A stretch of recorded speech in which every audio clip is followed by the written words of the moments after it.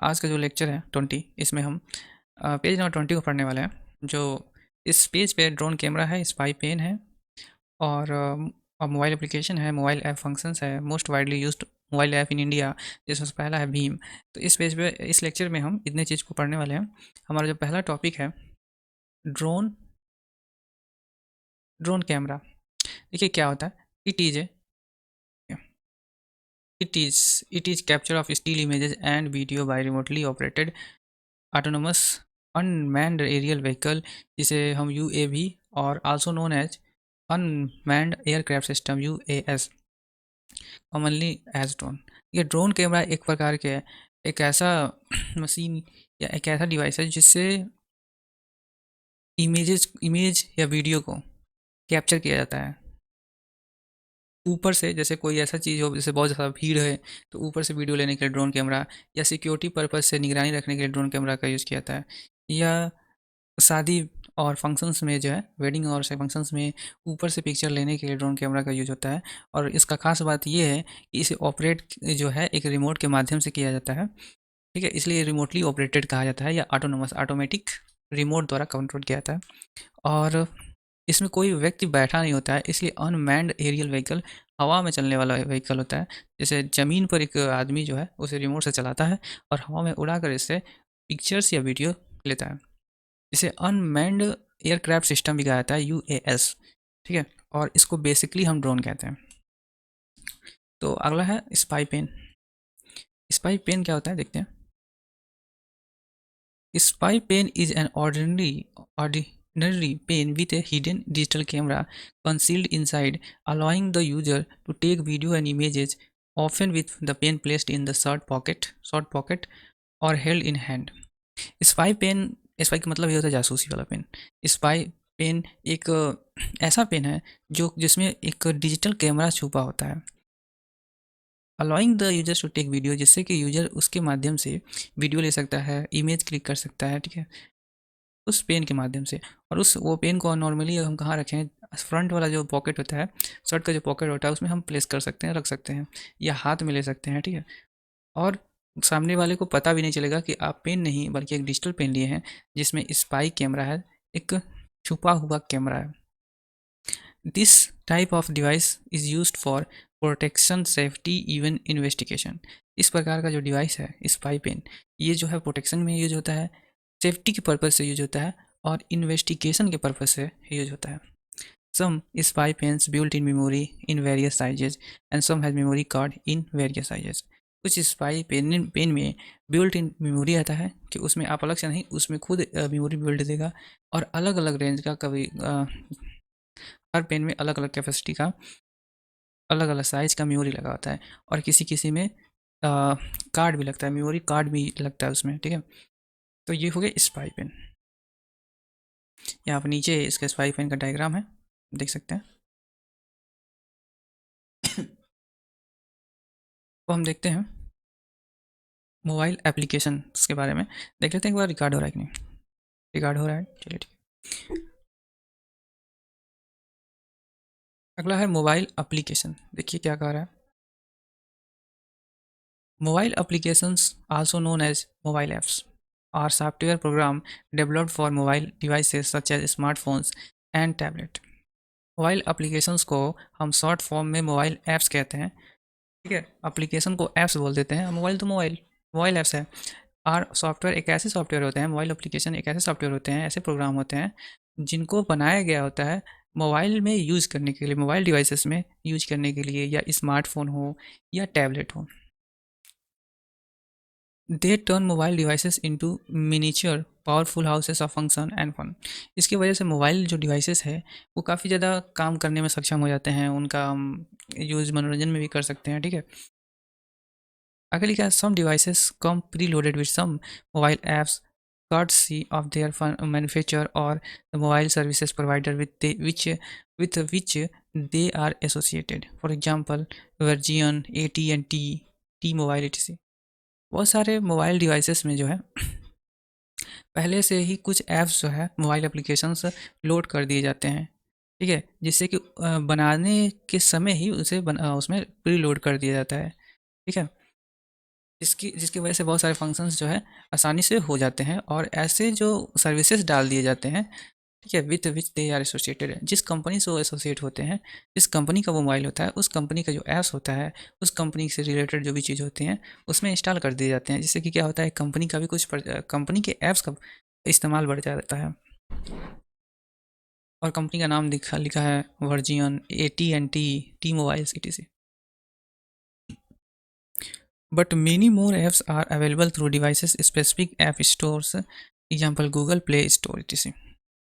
But आप बहुत सारे एप्लीकेशन जो है आप खुद स्पेसिफिक ऐप जो है, एक विशेष ऐप, अपने मन चाहे ऐप जो है अपने हिसाब से डाउनलोड कर सकते हैं, किसी ऐप स्टोर से डाउनलोड कर सकते हैं। जैसे कि एक ऐप के स्टोर का नाम है Google play store. Google play store पे हर प्रकार का सॉफ्टवेयर मिल जाता है आपको काम करने के लिए, आपका इस्तेमाल के लिए।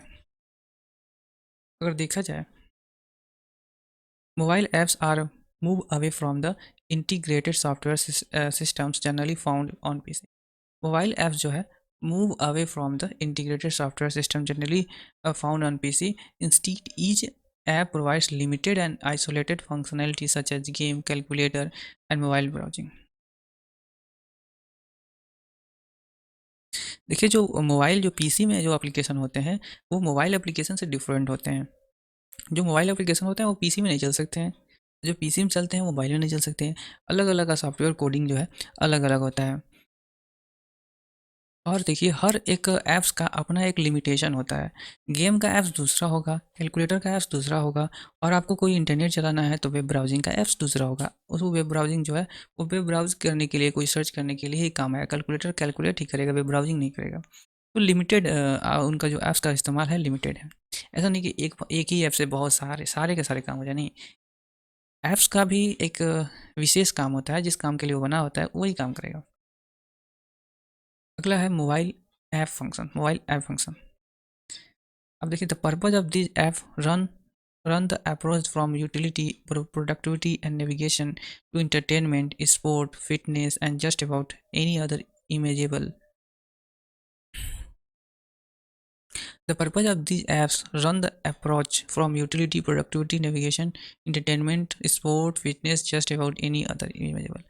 देखिए, मोबाइल एप्लीकेशन का इस्तेमाल हम कैसे करते हैं। मोबाइल एप्लीकेशन का इस्तेमाल या तो हम स्पोर्ट्स देखने में, इंटरटेनमेंट के पर्पज़ से करते हैं, या फिटनेस के रिलेटेड चीज़ को जानने के लिए करते हैं, या कोई और भी जितने भी इमेजिनेबल जो भी चीज़ें होते हैं आप सोच रहे हैं, वो सारी चीज़ें ऐप्स के माध्यम से होते हैं। ठीक है।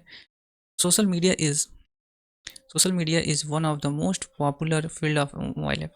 सोशल मीडिया एक प्रकार का मोबाइल ऐप का जो जो मोबाइल ऐप का जो पॉपुलर फील्ड है वो सोशल मीडिया है।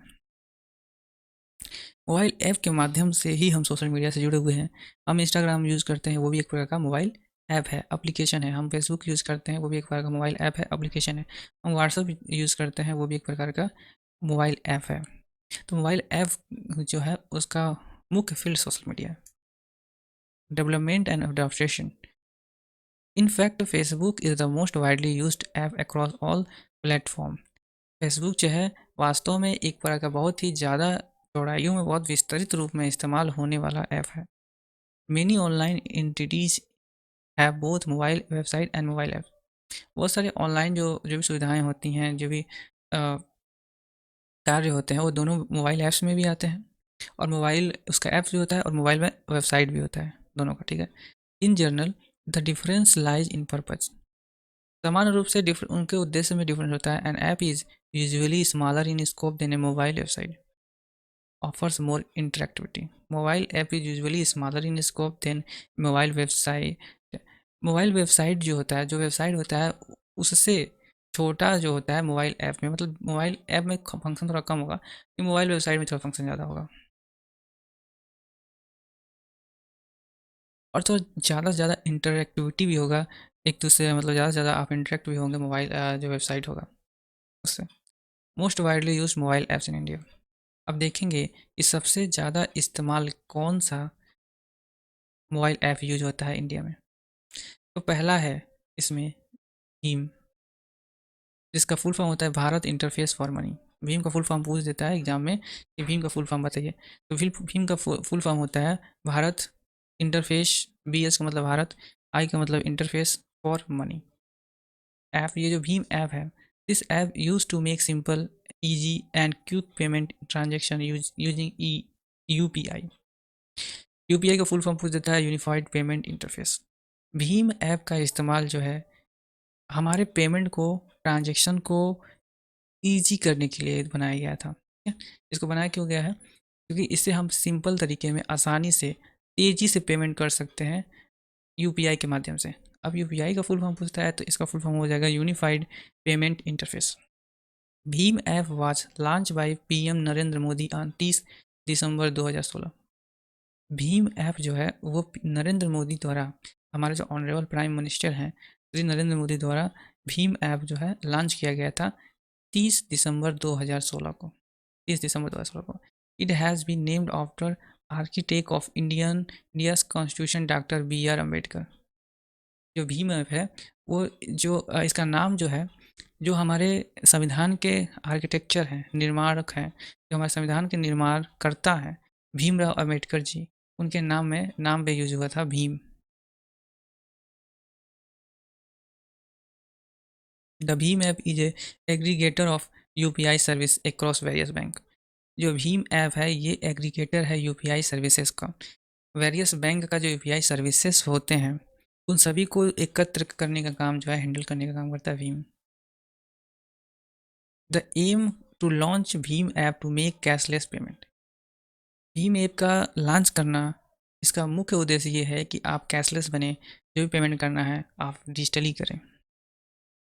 हमने जो वाइडली यूज्ड मोबाइल एप्लीकेशन में भीम के बारे में पढ़ा है, उस भीम के जो सेकेंड पेज पे इसका की फीचर दिया है, की फीचर ऑफ भीम ऐप, तो इसको ये पढ़ लेते हैं और हम इसको लेक्चर नंबर 20 में ही मर्ज कर देंगे इसको। तो देखिए, की feature of Bhim app. Money can be transfer using mobile number और अकाउंट नंबर। इस ऐप के माध्यम से मनी जो है ट्रांसफ़र किया जा सकता है मोबाइल नंबर के माध्यम से। मोबाइल नंबर को इस्तेमाल करके या अकाउंट नंबर का इस्तेमाल करके मनी ट्रांसफ़र हो सकता है। आप देखते होंगे कि गूगल पे, फ़ोनपे, पेटीएम में अगर किसी के पास पैसा भेजना होता है या पैसा मंगाना होता है तो आप या तो क्यूआर कोड स्कैन करते हैं, या आप फ़ोन नंबर का यूज़ कर लेते हैं, या अकाउंट नंबर का यूज़ करते हैं। यूजुअली आप जब भीम ऐप के साथ जब हम ट्रांसफ़र करते हैं तो मोबाइल नंबर यूजुअली आसानी से हम यूज़ करके पैसा भेज लेते हैं, या फ़ोन पे इस्तेमाल करते हैं। तो जिस फ़ोन नंबर से अगर किसी का फ़ोन पे चल रहा है तो वो उस नंबर पे हम भेज लेते हैं आसानी से। It helps to receive money and transfer money directly into bank account. UPI के माध्यम से, भीम ऐप के माध्यम से जो है, भीम ऐप के माध्यम, क्योंकि यहाँ पे हम भीम ऐप के बारे में पढ़ रहे हैं, भीम ऐप के माध्यम से हम पैसे को रिसीव कर सकते हैं और ट्रांसफ़र कर सकते हैं, वो भी डायरेक्टली अपने बैंक अकाउंट में।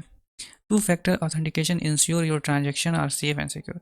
दो फैक्टर जो है, दो फैक्टर ऑथेंटिकेशन होता है, मतलब 2 बार आपको जो है एश्योर किया जाता है कि आप ही हैं कि नहीं। इससे ये पता चलता है कि ये सिक्योर पेमेंट हो रहा है।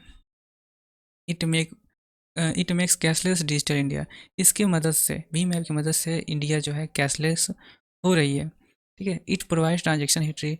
आप कितने ट्रांजेक्शन किसको भेजें, किसे रिसीव किए, ये सारे ट्रांजेक्शन जो है प्रोवाइड करता है, डिटेल्स आपको प्रोवाइड करता है भीम app. User can pay by scanning QR code through scan and pay. You can also generate your QR code. Users, कोई भी व्यक्ति चाहे तो वो क्यूआर कोड को स्कैन करके पे कर सकता है या अपना क्यूआर कोड जनरेट भी कर सकता है।